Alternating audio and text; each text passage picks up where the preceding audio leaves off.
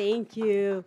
Good afternoon, everyone, and thank you for joining us for this Ascend book talk, Brick by Brick, Building Hope and Opportunity for Women Survivors Everywhere by Karen Sherman. What a powerful title, right? Each word of the title has power within its own self. And I think that you will see that illuminated today during the conversation that Karen will have with Barbara. I'm Marjorie Sims. I'm Managing Director at Ascend at the Aspen Institute, and it's my pleasure to step in for my boss, Ann Mosley, who is the Executive Director of Ascend and also a Vice President at the Aspen Institute. Unfortunately, she had a family emergency today and is not able to make it. But she was heavily involved in the planning. It was her honor to be able to host this book talk because she's known Karen as a very close friend for many, many years. And if you know Anne, you know that personal and professional relationships and commitments are really important to her. So only an emergency would have kept her from, opening this up. So again, thank you for being here. And I'm not going to spend a lot of time on introductions because you have the bios in front of you, and I think it's important to get into the conversation. But I'm honored to be able to introduce as well because I've known Karen's work for a number of years, have deep respect for her, and am excited to hear the conversation also. So Ascend is a policy program at the Aspen Institute. We work to make certain that families are able to move up the economic ladder and achieve economic mobility. Our approach to doing this work is called a two-generation or a whole family approach, and it very much is about making certain that the families opportunities, their goals, their needs are really addressed first and foremost and lifted up both in policy and program. So Ascend has been around for about 10 years. We have a leadership program, and we also have a network of nonprofit organizations and associations across the country, about 380 of them that are taking a whole family approach to moving families up the economic ladder. We also make certain that we work intentionally with policy programs and policy makers at the state and federal level to make certain that structural barriers are addressed, and we also make certain that we take a racial equity and a gender lens to our work. And in driving some of the work really is a gender lens, and that again is a thread, through Ascend's work, but also through the work that Anne has done over her career. And so having friends like Karen and the work that she's done and the passions that Karen has had really have flourished in their relationship over, many years. And one of the things that Anne is doing now is co-convening the Aspen Forum on Women and Girls, which also is relevant to this conversation. That is a program, an initiative that Anne leads with Peggy Clark, who is the executive director as well as a vice president at the Aspen Institute. But she runs the program called the Aspen Global Innovators Group, and another very strong policy program at the Aspen Institute.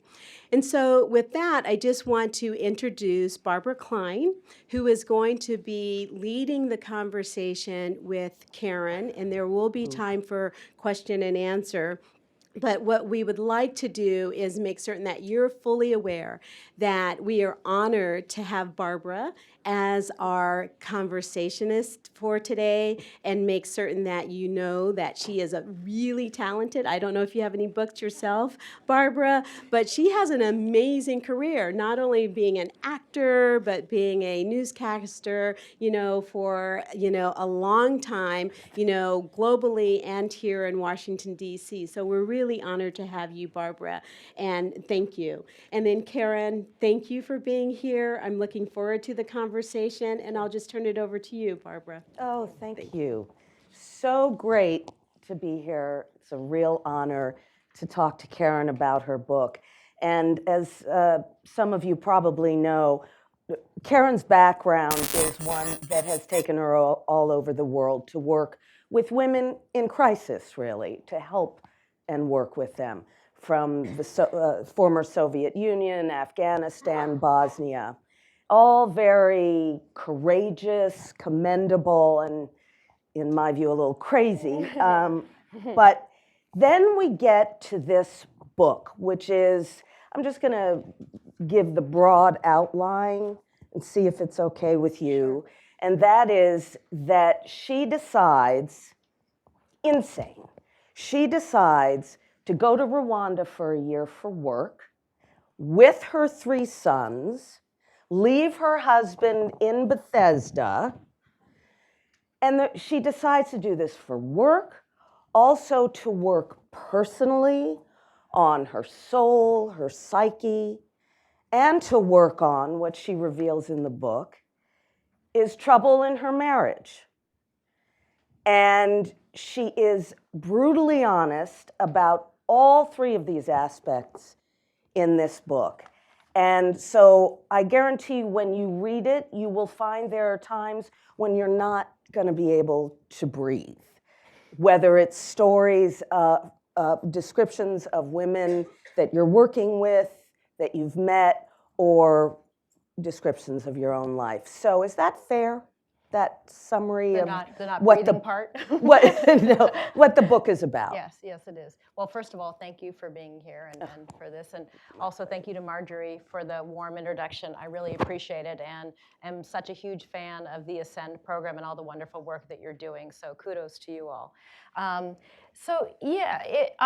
really felt that it's a story that I have wanted to tell, even before I went to Rwanda with the 3 kids. But this idea of being a person who straddles the developed and the developing world for most of my professional career. You know, I'm in Bethesda, Maryland, and then I'm in Afghanistan, and I'm in Bethesda, and I'm in South Sudan, I'm in Bethesda and Congo, and really just looking at the way that women live and are forced to live in a lot of these societies, and then contrasting that with the lives that we have here. And it isn't just a privilege question, but just how women lack voice and choice in so many country contexts around the world, and frankly, not just in the developing world, but in the developed world too. And so to be able to tell those stories alongside my own, I think it was an honor for me to be able to do that. Okay, so why did you write it all down? Why did you want to share all of this with publicly? Well, I had spent 10 years working with a group called Women for Women International that works with women survivors of war and conflict and post-conflict zones around the world. All the hot spots that you mentioned, you know, Afghanistan, South Sudan, Congo, Rwanda, Nigeria, Kosovo, and Bosnia. And it just struck me that part of my job was to take down women's stories, and I have notebooks full of them, as you can imagine, over 10 years. And we took down these stories for purposes of, you know, writing success stories and also being able to, part of your monitoring and evaluation, it's how you do your work. And then, you know, these stories, you live with them. They don't go away. They stay with you. And I had all of these stories, but then there was my story, a story that I hadn't told. And it really felt disingenuous to write a book about other women's stories and not be willing to put my own alongside there on that page. Okay, so tell us a little bit, if you would, about your story personally, that you felt you had to work through as you're working with women in crisis. Yes. So I grew up in Portland, Oregon, and you know, it was a pretty typical childhood, but my father was very abusive, and he was abusive to my mother and also to the children. And, you know, it's interesting, growing up, I really actually identified with my father versus my mother, and I carried that with me for a long time, and I really couldn't understand my mother's relationship in the family, where her missing voice was, why she would stay in a marriage that was, you know, abusive. And it really wasn't till I was in Rwanda over that year that I actually started to connect the dots between how I grew up and my mother and our family and how so many women around the world live, including in Rwanda. And it's a story I had heard over and over again, but I hadn't personalized it. Okay, so two questions here. First of all, I do want to know about how did you connect the dots? What was the connection? But also, one of the things that is striking in this book is how honest you are. You know, you say, yes, your father, was abusive. Well, you get into it here. He hit you. Yes. Yeah. So tell us how that affected you, and now how you realize, and again, it's in the book, but how you then get to who you became as an adult. Right. I think, we all have stories from childhood and the stories that we live with. And, for me, the way I dealt with this growing up was this idea of being above reproach. I'm just going to be super competent, and I'm going to be this kind of superwoman. I'm going to go out there and I'm going to, get the straight A's. I'm going to, get the great job. I'm going to have the 3 kids. I'm going to do everything right.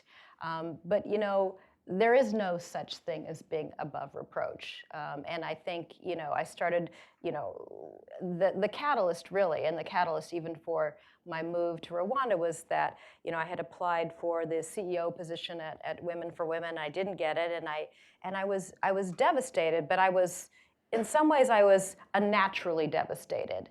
And I was realizing that this kind of a bit of, I don't want to say it's a house of cards, but the story that I had told myself about everything, how it was working, the things that I needed to do to be this person, it started to unravel a bit.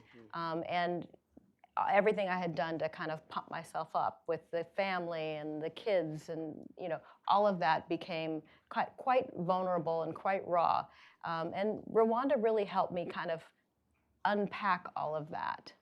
How? I think it was really getting a little bit more perspective. It was sitting down and talking to a number of women survivors of war. Again, I had taken down their stories, but it was a job.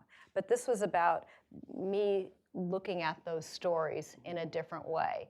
It was me really internalize the stories, not just for work, but like woman to woman, about how these women often rebuilt their lives literally a brick at a time. And one of the things I was doing in Rwanda, hence the title of the book, is we were building the first of its kind Women's Opportunity Center there. And these women, the women brick makers, had handmade each and every one of the 500,000 bricks used to construct the Women's Opportunity Center. Think of it, 500,000 bricks. And so the title is really a metaphor for how women rebuild their lives a brick at a time. And for me, while I was in Rwanda, I was deconstructing it. I was unbuilding it so that I could build it up again. So tell us the story of, you have stories of women, individuals here who you met. Tell Deborah, for example. How does her story, how did you connect the dots between your life and hers? I mean, Deborah is one of the really most challenging stories in the book. Deborah had lost her husband and all 6 of her children in the genocide, including, and not to be so graphic, but including having the baby that she was carrying on her back lifted up and had their neck cut, and she watched all of her children die. And her husband die in the water, and she lay floating on the water, just until the killing stopped, essentially. And she ran around for 2 weeks with basically just the clothes that she had on her back, and she was in hiding with no food, no water. She went back to her family, her neighborhood. There was nothing left.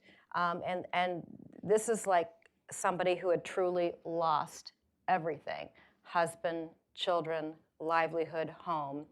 And we were having this conversation in her house. She went through the Women for Women program. She actually got trained in knitting, and she got a knitting machine sent to her by a relative who was living in Europe, and she started making knitted sweaters and things like that. And then she started making some money, and she bought several more machines, and she was making a living. And then she had a retail shop, and she had, she's making thousands of dollars. And she was just talking about how she built her business, and she got a bank loan, and she had a house, and she went into partnership with some other people. And basically how she had rebuilt her life a brick at a time. And in her case, her bricks were sweaters. And it made me realize if she could do that, anybody could do that. If you think that you can't survive anything, and yet you're still able to live and smile and dance and find a bit of joy in life, that, how it's just the sense of the ultimate sense of perspective is what I would say. So there's a huge leap there from floating in the water, pretending she was dead, to getting sewing, being trained to knit, getting sewing machines, I think, right? She wanted to live. She didn't lose faith in life. How? I can't answer that. I can't tell you what it is inside of her that kept her going. But what I can say is, having spent 10 years working with women everywhere, and not just in Rwanda, but in multiple countries, I spent 15 years working in the former Soviet Union. There is something inside women, women in particular, and no disrespect to the men in the room, but there's something inside women that keeps them going and keeps them striving. And a lot of it has to do with just basic instincts for survival. But in the case of Deborah and many other women, it had to do with keeping their families going, keeping something going, and that they felt this deep sense of responsibility to keep going for others. And I'll give you one other story, and again, not trying to be gruesome here, but just to contextualize this. There was a woman by the name of Safeta in Bosnia, and there's a story about her where she was living side by side with her once friendly neighbors, and then the war happened, and her neighbors basically turned vigilante. Her husband was taken away and forced into hard labor. She was taken to this empty house by her once friendly neighbors, raped and tortured repeatedly. And the men said to her, we should kill her. And then another one said, no, we shouldn't kill her. She'll kill herself. Wow. And so, what she said is, she had a new baby boy, and she basically said, I needed to live for him.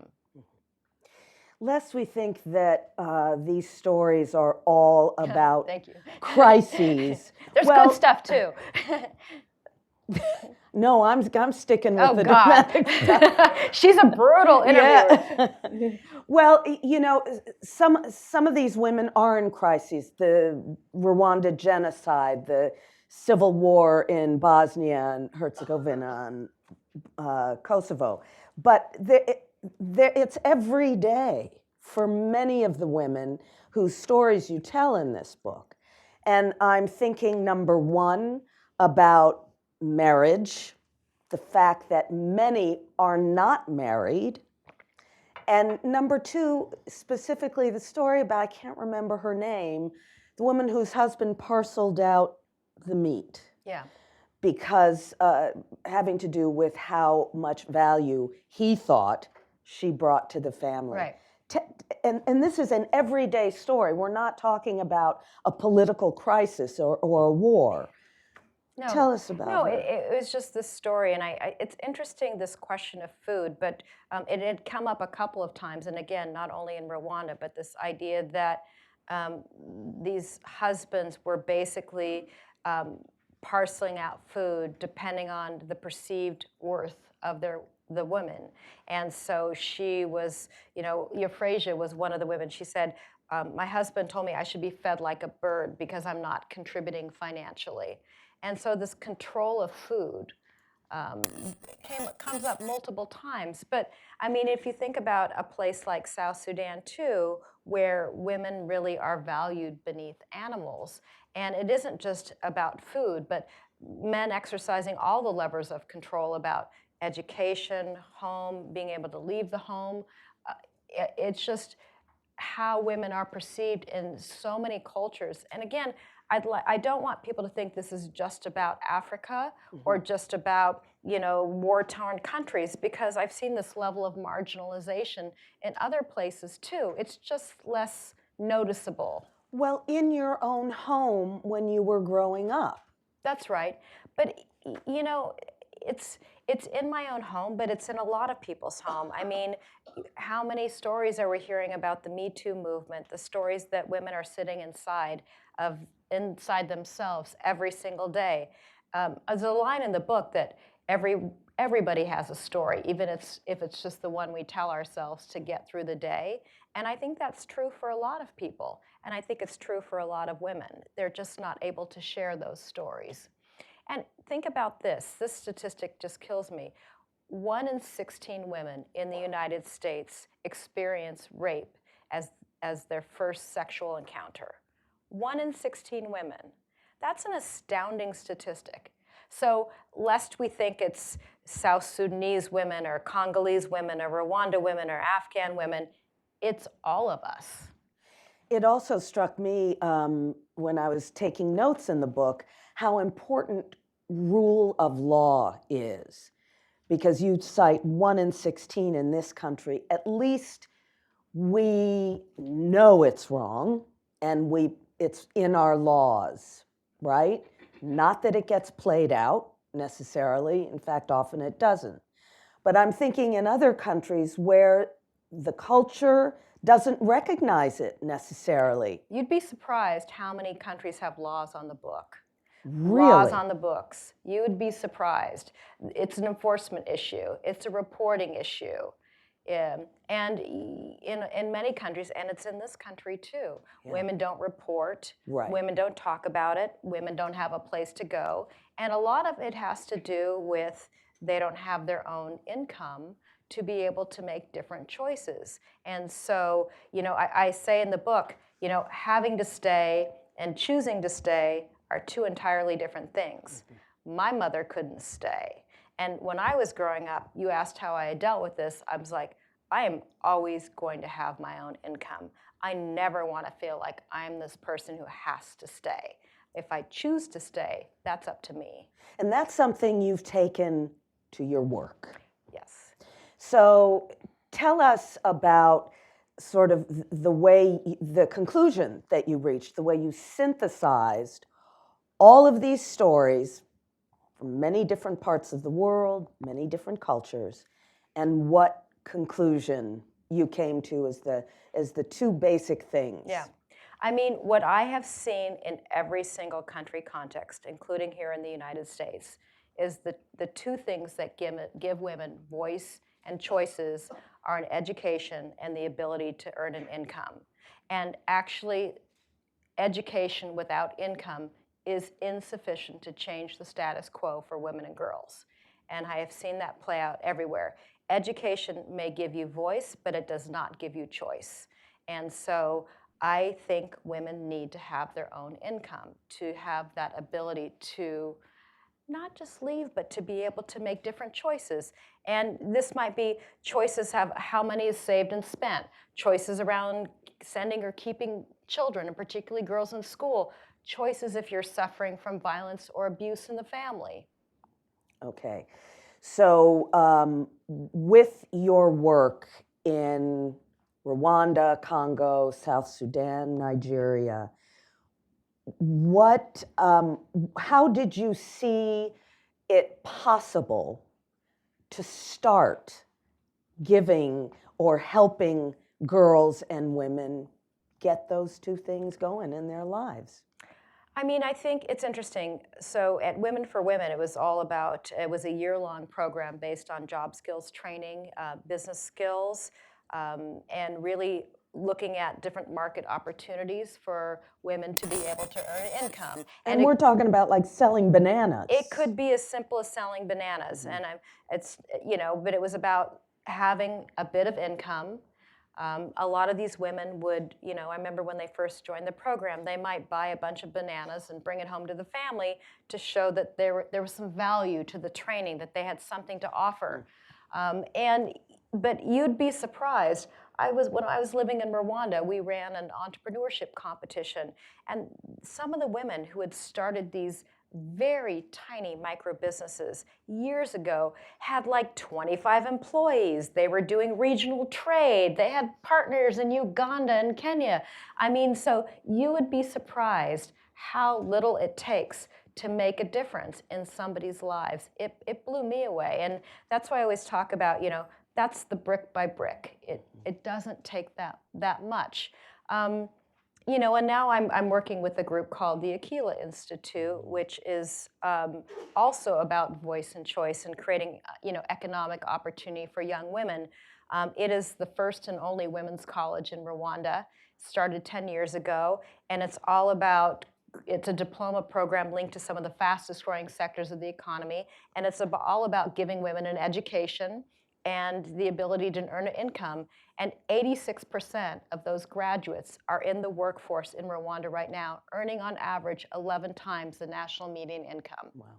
Now, Aquila is interesting. You mentioned 3 sectors in that country's economy that you focus on. It's not a college like we know here, arts and sciences, or you study political science or psychology or whatever. What are the 3? The 3 are hospitality management and tourism, information systems or IT, and small business management and entrepreneurship.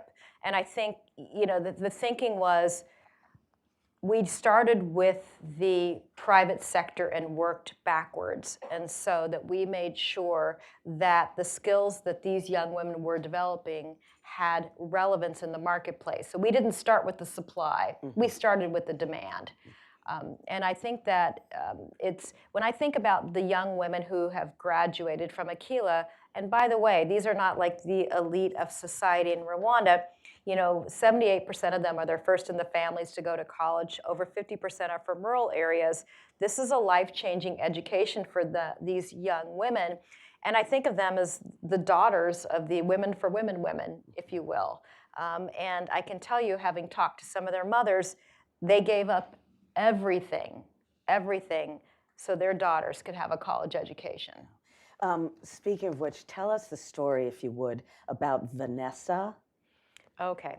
Vanessa, that is also just an amazing story. I met a woman by the name of Grace in Rwanda, and this is one of the most amazing stories I've heard of, but this takes place during the genocide, and she is a young woman who is 10 years old.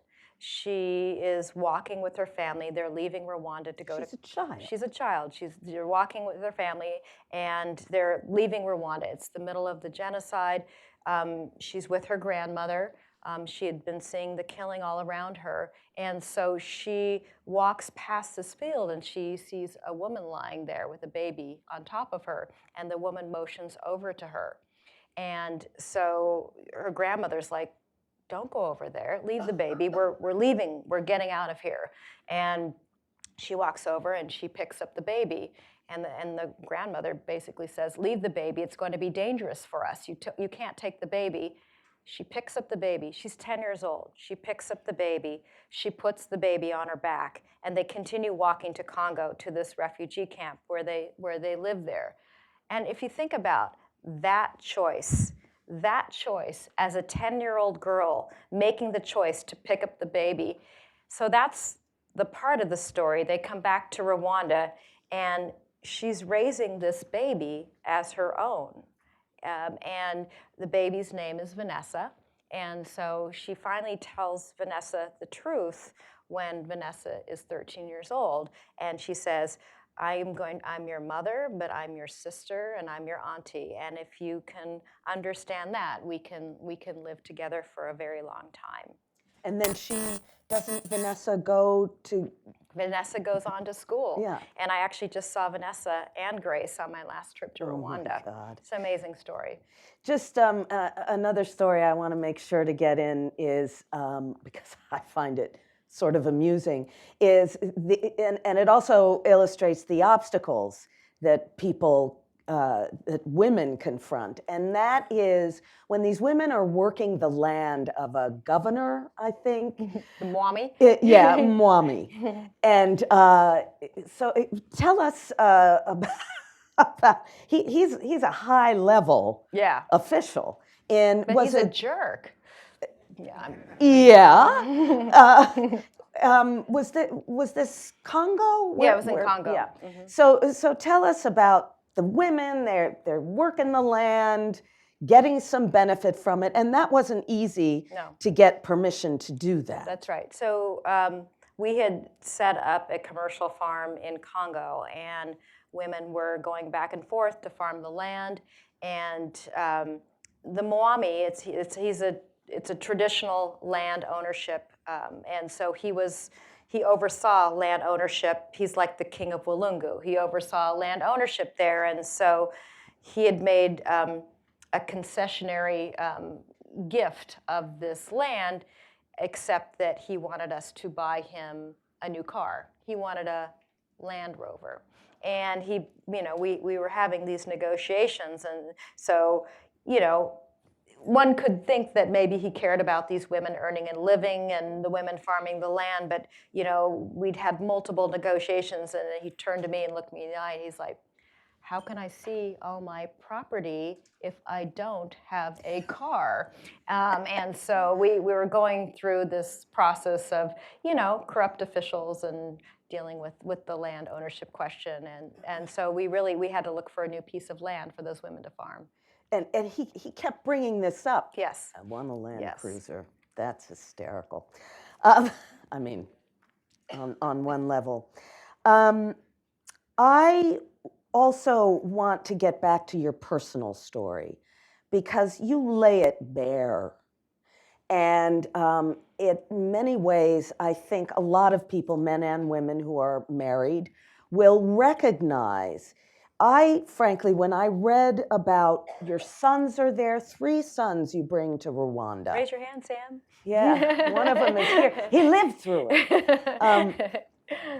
And you write about the problems in your marriage, and you're on a wheel. You'll talk about questions you have. Do I want to stay married? What is this about? And then you talk more about your work, the women you're working with. Then you come back and you're on the same wheel again. And the guilt about your kids. They all had the flu at one point, and you had to go to Congo. How did you feel about that? How did you justify to yourself leaving these poor kids in Rwanda? Poor Sam. With the flu.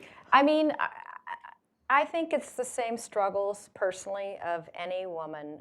I don't think that's so particularly unique. I mean, I could overlay the context of, conflict-affected countries, but the fact, and also being not just a working mom, but a working traveling mom who had spent a bunch of my career working overseas. And, obviously a lot of gratitude to my husband, who's also in the audience, who was watching the kids all those times when I'm traveling to some of those places. But I think that it's hard and it's messy. And I think, I don't know any woman in my personal network who would tell you otherwise, that marriage can be hard and marriage can be messy, and you add in children and you add in travel and all the difficult choices and trade-offs that we have to make as women. And I just felt like I wasn't willing to gloss over those pieces of the story, because they're part of the story. They're part of me as a woman, as a mother, as a wife, as a professional. And I felt like I've been asked so many times by young women, how do you do this and have kids, and what does it look like? And I could tell you that it's really great all the time and there's no problems, but a lot of times it was winning ugly. I'll be really honest with you. And I think that knowing that is just, it's part of the package. But would I make different choices? That's the question. No, I wouldn't. What do you want people to carry away with them after they read the book? That's a good question.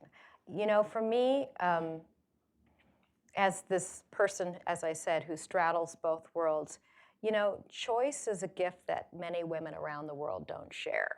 And for people to realize that it's a luxury to be able to choose, to have choices, and to know that in yourself, that, you know, if you're stuck or you find it debilitating to have to make those difficult choices, these women in every single country context are making the most difficult of choices. And to me, I found that inspiring, that I could make those difficult choices too, whether they were about my marriage, the kind of mother I wanted to be, the kind of work that I was doing. And I found that both that the gift of understanding and the inspiration of it helped me to move on to a better place. And I thought that that might be helpful for other people too. What about what should we be carrying away with us in terms of the way we deal with our world, the way we act in our world, what we put in to the world? I think,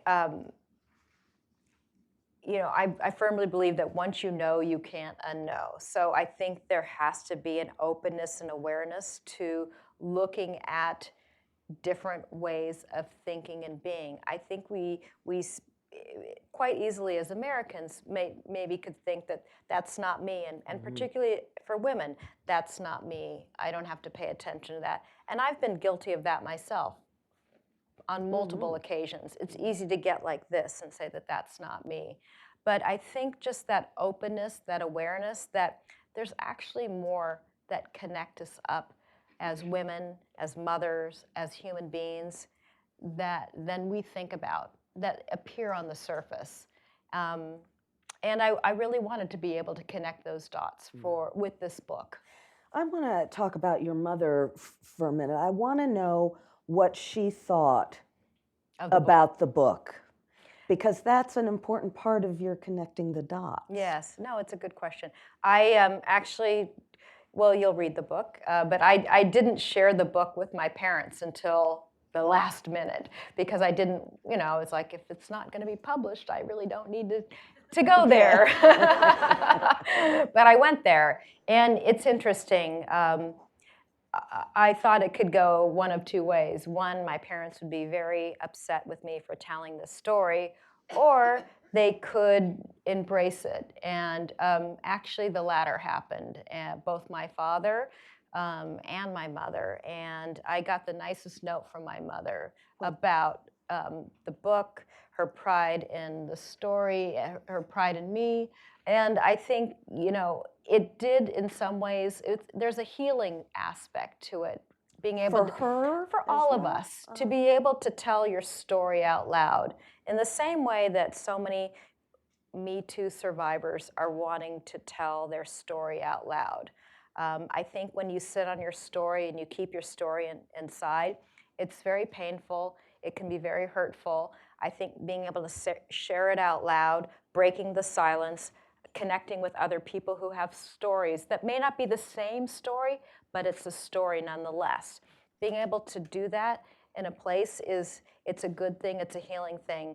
I mean, Lori Adams, the CEO of Women for Women International, which is a great group. You know, the groups are organized in 25 women together, and there's the training, so important. But more than that, it's the women being able to come together, sometimes talking for the very first time in their lives and sharing their stories.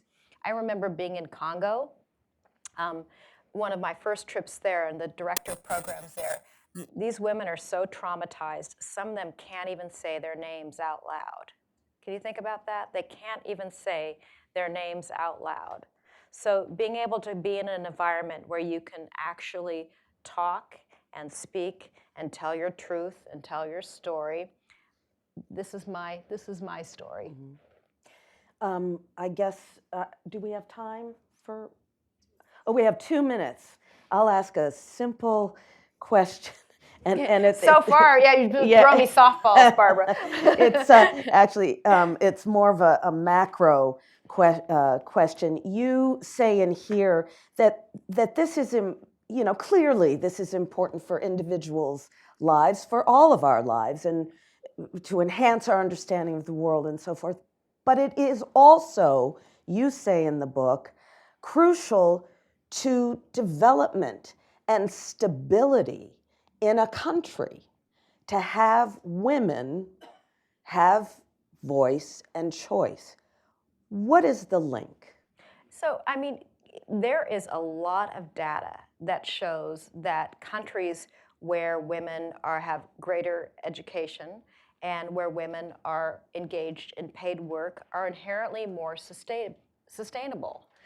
Countries with greater gender equality are inherently more sustainable. And you know that when women are working, it contributes to more positive and inclusive economic growth, that actually women being educated and able to earn an income is better for climate change, that there are a number of positive effects that come with women being educated and being able to earn an income. So it isn't something that's just good for women or even just good for the family. There's a lot of data that shows it's good for society. And then you look at the statistics, and we're heading up, the 25th anniversary of Beijing is this year. And if you look at the stats, 130 million girls are still out of school. 40 million young women are still married in Africa before their 15th birthday, right? 4 out of 5 victims of human trafficking are girls. 1 in 3 women are victims of violence. 1 in 3 women, right?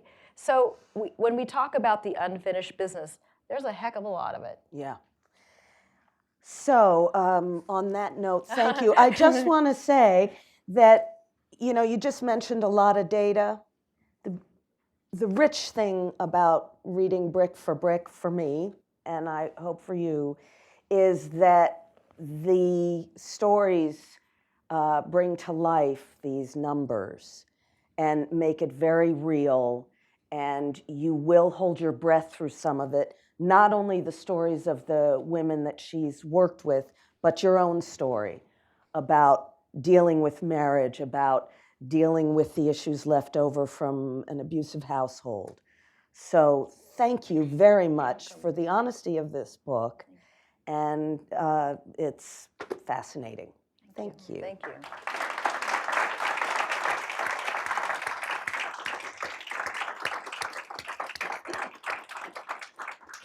So I think we're going to take questions for Karen. Yeah. Oh, did you find resistance from women that you ended up getting their stories, but how did you get them to open up to you the way they did, to share the way they did?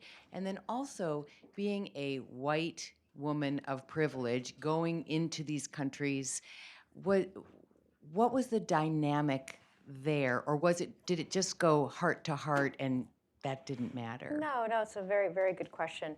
First of all, the stories that people share are completely voluntary. And so, it's up to women if they want to share their stories. Absolutely. And very conscious of being, the white women. But I have worked, this is not an Africa thing for me. Like I said, I've been working in, the developing world for about 30 years now, and 15 all across the former Soviet Union, and certainly multiple countries beyond Africa. I'm just very conscious of, my role and my place in coming into somebody else's environment. I'm a guest, and that's exactly how I felt in Rwanda. I'm a guest in that country. I'm there to listen. I'm there to have a conversation. I'm not there to judge. I'm not there to impose. And so within the confines of that dynamic, people feel, I think, comfortable sharing their stories. And you have to be a deep listener. But that's the other reason I chose to share my story too, because I'm not going to just tell other people's stories. I'm going to put my own story on the line too.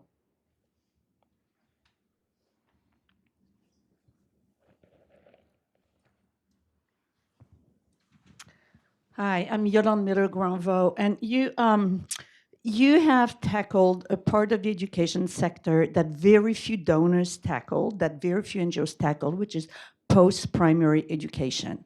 Investments go to primary education, investments go into tertiary education, and the most neglected segment of the population in terms of education and health are adolescent girls. Access to sixth grade on. And you know that, and the sector knows that, countries know that. What is your vision? You have broken boundaries with the Institute in Kigali, but what is your vision for adolescent girls' access to education? I mean, I think we have to continue to push the envelope on education about keeping girls in school longer, but I don't think that's enough. I think the kind of education that young women receive matter. And it's not, I'm not one of those people who believe in education for education's sake, because I think it's about having the right skills, the right attitudes, the right mindsets to be able to transition to the workforce, even if you're not going to go on to tertiary education.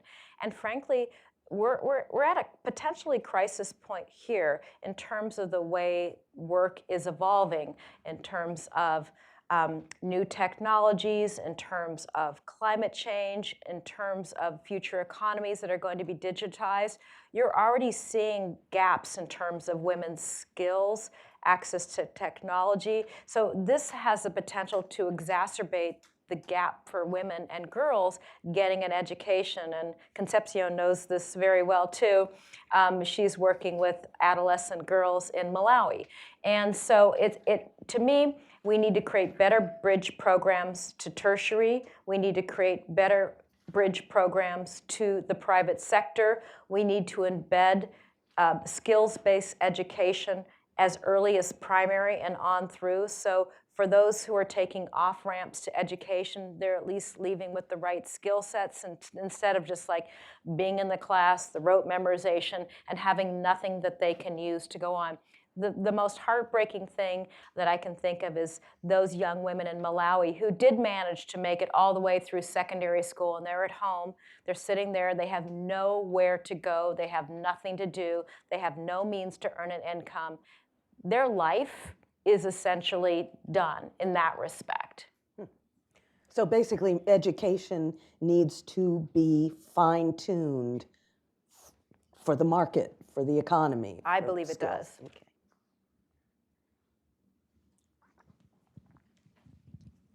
Hi, Victoria Anders. Thank you very much for sharing your story and bringing the story of these women to DC, which is a place where lots of this policy is written. You spoke a little bit about the importance of women's spaces, and obviously education is very important, but simply the fact of creating a space where women can come together and meet each other and speak.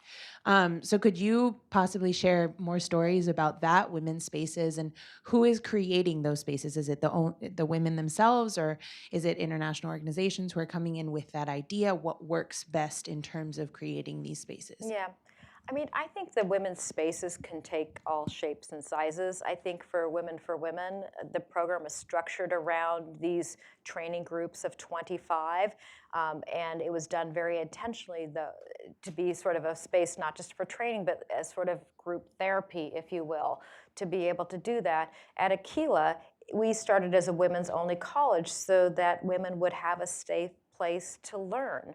And I don't mean safe just in the physical sense, but the fact is that even though Rwanda is one of those great countries where you have the highest percentage of women in parliament anywhere in the world, you still have entrenched patriarchy. And so you have situations where there's classrooms where if there's one computer, women don't touch it. Women are not comfortable putting up their hands. And so when I say a safe space, this is a safe place for women to lead the clubs, to lead the student guild, to be able to have this kick-ass all-women's debate team, to have their own computer lab. That's a safe space too. So, and you even see it in this country. We've got these women's working spaces where women can come together and network with each other. So many shapes and sizes. And I also see the value of very importantly engaging men in some of these spaces too. And so Aquila actually recently opened Davis College so that we have a co-ed opportunity for women to learn alongside men in addition to the single-sex option. And there's a lot of research that says, engaging men in gender equality is actually a really good thing. And so I actually talk about that a little bit in my book.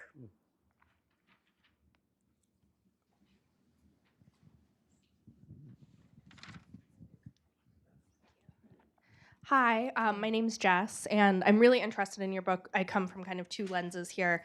I used to run a national advocacy organization here in the States for survivors of campus sexual assault. But before that, I actually spent a lot of time in Uganda and Rwanda and was with women survivors of sexual assault and genocide and former child soldiers from Joseph Kony's army. One thing that was really striking to me about my time in Rwanda was the role that restorative justice played in healing from the genocide, and particularly women and their capacity for forgiveness and for community healing. And I think that's a conversation that's happening a lot more actually in the United States now. Barbara, you had a question about law and order, and very respectfully, I think a majority of survivors would actually say that they don't feel that the current reporting systems in the States are working for them, and people are looking for other options. So I don't know what role that's played in your work. It hasn't come up today, but I was wondering if you had any thoughts on what we can learn around the world from the restorative justice processes that have been used in Rwanda and what that space is for women and healing in particular. Yeah, it's really interesting that you say that because actually the founder of Women for Women International wrote an interesting article about this very question about what can we learn from Rwanda or South Africa or other countries where they have really used a restorative justice process to bring society back together again. And it was a question really posed in terms of what comes after Me Too. So these guys, they're all, they're ostracized, they're out there, you're not gonna lock them all up or you're not gonna find all of them. And so, but then even if you did, what next? How do you create healing for the women themselves and their families? And so what could restorative justice look like in this particular context where women really are able to confront their abusers and at least be able to talk about their stories, to be able to have that kind of healing take place at a personal level. And even when we were seeing the Me Too on the Harvey Weinstein stuff, I was just looking at this where those women, very few of them were going to get their day in court, and everybody else was on the outside saying, I want to tell my story. And even if it's not in court, and even if there's no end after that, the ability to share your story, to say it out loud, to be heard, I think has huge value.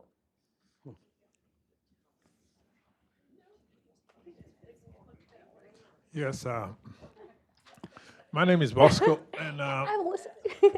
good to see you, Karen. Thanks, Bosco. My question is this, especially in societies that are just beginning to put their act together, and women are empowered, especially young girls, how do they relate to their male counterparts?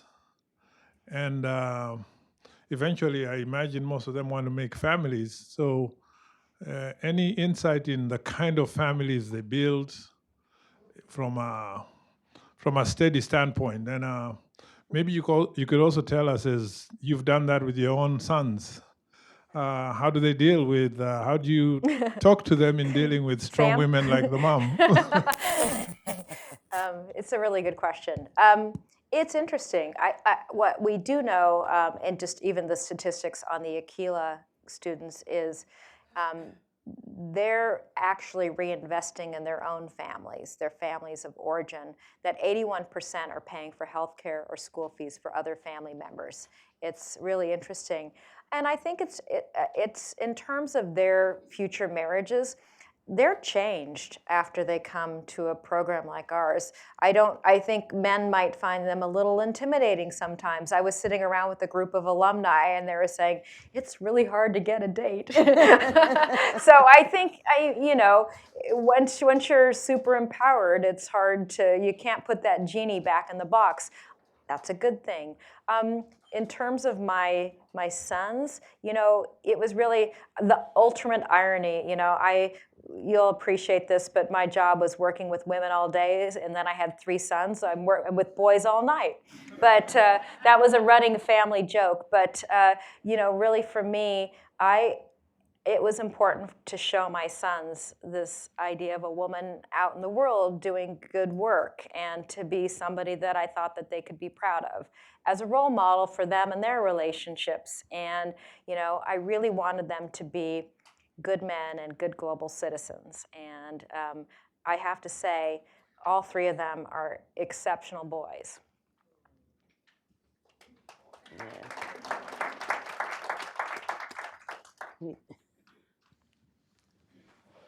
Yay! You get the mic. Thank you.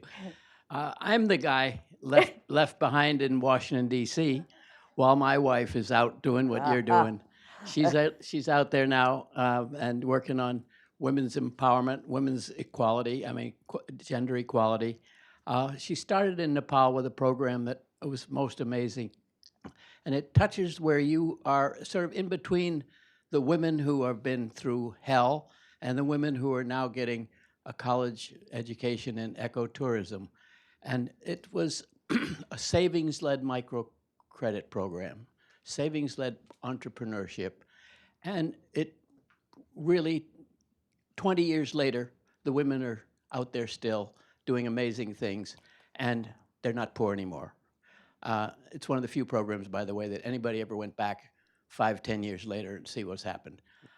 So what I ask you is, what is the interim between tragedy and, say, higher education? What helps get women to the point where they can get to that point, to get to a higher level? How they can earn money through micro-enterprises? Is savings-led microfinance microcredit something you ran into, or because it's now generally agreed that microcredit doesn't work anymore. Yeah. And savings-led microfinance does work, and it's lifting millions of women out of poverty. Yeah, I think it's the same thing. It's not a magic bullet, but it's the access to knowledge and the access to resources. And it doesn't have to look the same. What that knowledge piece is, it doesn't have to be tertiary education. It doesn't have to be secondary school. It could be a training that gives women access to knowledge, and at the same time, an ability to earn money. And it's those 2 things. What you're saying right there is they probably got savings education. They learned how to be fiscally responsible. And at the same time, they had a means to make some strategic investments that allowed them to grow themselves, grow their small businesses, and be able to invest in their families. And so I don't personally think it's a magic bullet. It could be as small as, those women we're talking about at Women for Women, you know how much they were earning at baseline? 30 cents a day, right? 30 cents a day. And these women are earning, basically $1.90 a day. And that may not seem like a lot in our context, but that's the difference between being able to send your kids to school and virtually having nothing. And for Aquila, 11 times the national median income means that you're electrifying your house, you're having bank accounts, all of your kids are in school, your kids are thriving in terms of their health, education, and nutrition. So, on any level, whatever way you want to start, I talk about, step by step, brick by brick, shog za shogam. That's where you go. Can I just say one thing? There's a picture in the book of a woman holding up her accounting of, Her chart of accounts. Yeah, her chart of accounts. And, I have no idea how much value was in it, but she has such pride in just having learned how to organize and keep track and not only take care of her family, but reinvest in her business. I'm not the boss. Can you tell a story? Love to hear it. Women, you talked about women telling their stories. I was in a women's group meeting, and they were all gathered in a circle, and my wife was asking them, introduce yourself and tell us where you come from and what you're doing. And I remember one woman in particular, she was so embarrassed, so shy, she couldn't even speak, and she just sat there, pulled her veil over her face. We then gave everybody a piece of paper and asked them to draw a picture of the proudest moment in their life when they did something they were really proud of. And then they went around, and this woman who couldn't speak stood up, held up a picture. It was just marks on a paper, and she told you a story that would make you cry. And those women telling their stories apparently created 62,000 new businesses without any training, without any input, without any education, simply by sharing their success stories to each other.